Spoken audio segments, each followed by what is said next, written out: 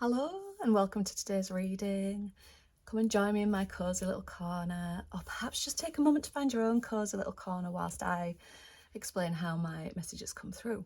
So they come through as a series of words, phrases, sometimes little scenarios played out in my head, and then what I do is I build on it and clarify using tarot. Okay, so now that you've got yourself settled, just take a moment to really lean into your own intuition so that you can get a feel for whether or not this message is right for you today. And don't worry if it's not. Have a look through my other titles and see if anything else stands out to you. Okay, so the message that came through today was just a single word, and it was the word brandishing. So I immediately thought of like brandishing a sword, like being ready for battle. But then when I've drawn the cards, it's very much an internal battle. Okay, so we've got the Eight of Swords. We have the Four of Swords. And we have the King of Wands. So I'm going to start with the Eight of Swords because what the swords represent is anything that's going on in our minds. So it's our mental energy. Okay. So I feel like the thing that is being brandished is your own words against yourself in your head. That's what it feels like. Or maybe your own words against somebody else in your head, just going round and round. So this feels like being stuck in a mental loop, a negative self-talk spiral, a negative thought spiral. And the thing is, the more you're engaging with it, the more trapped you're becoming. That's what it feels like. And it's almost like you feel like you can't get out of the funk that you're in at the moment, but it's almost like you've not been realizing that you're causing it yourself. And I say that with love. I really do, because I've been there myself before, overthinking things, thinking, why didn't I do that? Why did he say that? Why do I feel this way? And just going over and over and worrying. And the thing is, we sometimes feel like the more we think about something, the easier it'll be to break out of it. But that's really not the case. And sometimes we're not even aware that we're doing this. The thing with the Eight of Swords is as well that in the tarot, like the tarot interpretation of this is that the binds that are binding this woman are actually quite loose. And it's like you're keeping yourself there. There's nothing else on the external that's tying you up. It's your own thoughts. Look, the swords represent thoughts, so it's like your own thoughts that are keeping you bound to something. Okay. Now, when the Four of Swords came out, I instantly knew what this meant. And it's all about taking a rest, is the Four of Swords. But I think what came to mind straight away with this one was meditation. And before you say, oh, I can't meditate because my mind's always too busy, that's the whole point. This is what we need to move away from. Now, I think a lot of the time there is the misunderstanding that meditation is all about totally clearing your mind of thoughts and being able to sit on a mountain top cross-legged going, but it's not what it's about at all. What meditation is really good for is it's good for noticing your thoughts, because you're putting yourself into a position where you are not distracted by anything else, and you're in a state where you can acknowledge the thoughts that are actually coming in.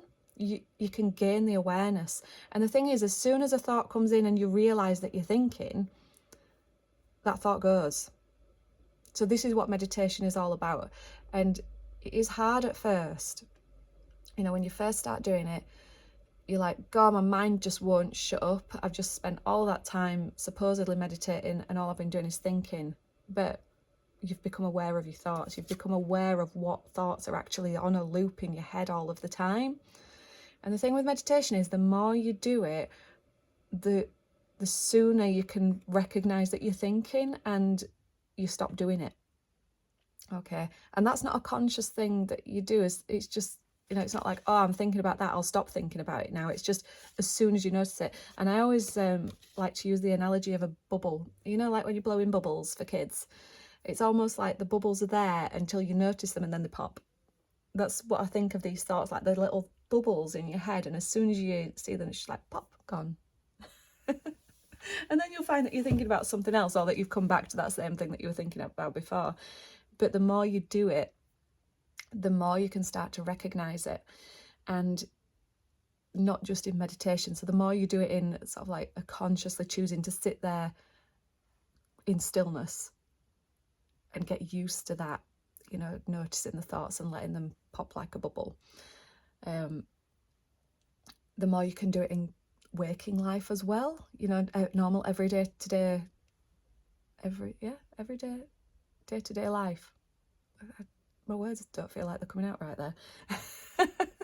But anyway, so to have drawn the King of Wands at the end of this reading, this is like consciously making a decision to start doing that, to start noticing where you are on a thought spiral loop, and just you're choosing not to engage with it. I think that's what's been happening. It's like I'm engaging with these thoughts and I'm creating this real drama inside my head around it.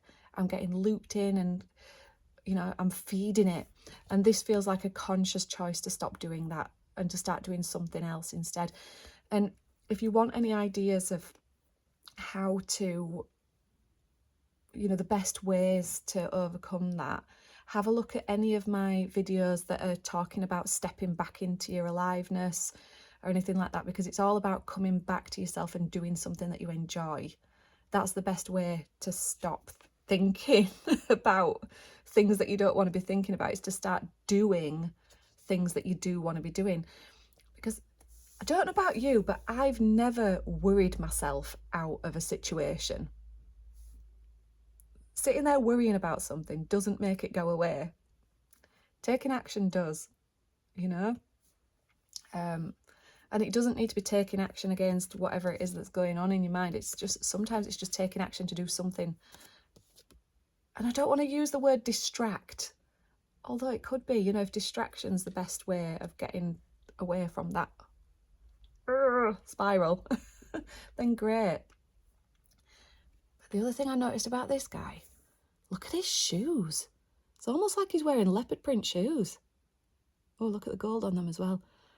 I don't know why that seemed important. I just really noticed it. So maybe the way that you're going to get out of overthinking is to, you know, really think about what shoes you're putting on today.